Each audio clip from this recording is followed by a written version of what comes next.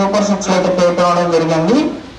PM Kisan కింద వచ్చేటువంటి ప్రతి సంవత్సరానికి సంబంధించినటువంటి 6,000 రూపాయలు రాష్ట్ర ప్రభుత్వము శుభవార్త. ఉగాది కానుకగా కూటమి ప్రభుత్వము రైతుల యొక్క ఖాతాల్లోకి అన్నదాత సుఖీభవ పథకానికి సంబంధించినటువంటి నిధులను జమ చేయడం.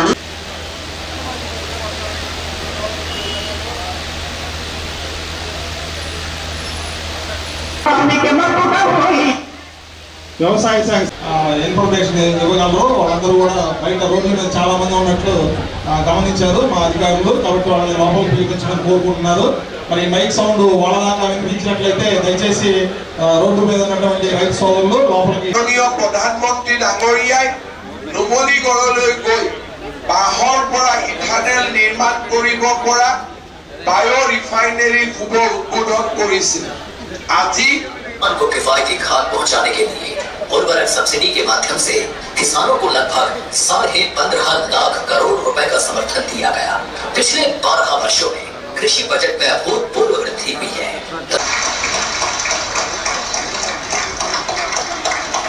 धन्यवाद। उपस्थित আছে পাণ্ডু বন্দৰ চৌহদৰ পৰা 37 নম্বৰ ৰাষ্ট্ৰীয় ঘাইপথলৈ কেন্দ্ৰীয় জাহাজ বন্দৰ আৰু জলপথ মন্ত্ৰালয়ে নিৰ্মাণ কৰা এলিভেট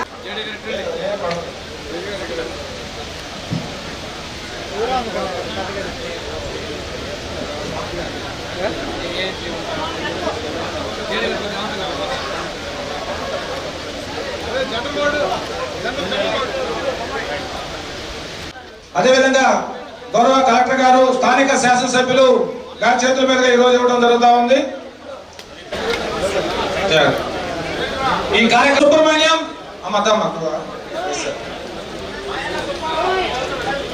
మాయల సుబ్బారావు చెక్కులు తీసుకొని రేపే బ్యాంకులో వేసుకోండి. మాయల సుబ్బారావు, గోరెట్ల రమేష్, రమేష్ జస్ట్ మనం సింగయ్య. ఇప్పుడే చూసాం ప్రధానమంత్రి గారు, ముఖ్యమంత్రి గారు రైతుల కోసం చేస్తున్నటువంటి కృషిని ఒకసారి మనం గమనించాం. ఈరోజు ముఖ్యమంత్రి గారు కూడా ప్రధానమంత్రి ప్రసంగాన్ని ఆసాధ్యం విన్నారు.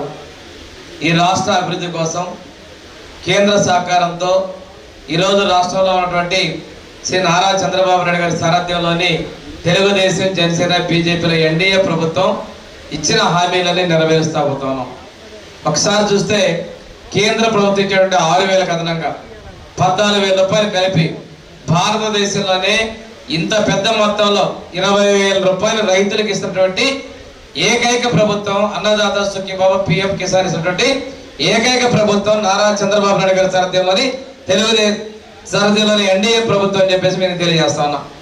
అంతేకాకుండా ఈరోజు మనం చూస్తే ఇందా మామిడికాయలు కవర్లు కట్టారు. అది పోయిన సంవత్సరం చిత్తూరు జిల్లాలో మామిడికాయలకి మనకు మచ్చలు వచ్చేస్తున్నాయి, రావట్లేదు అన్నప్పుడు సబ్సిడీ మీద కవర్లు ఇచ్చి చేసినందువల్ల దిగుబడి పెరిగిందని చెప్పి చేశారు.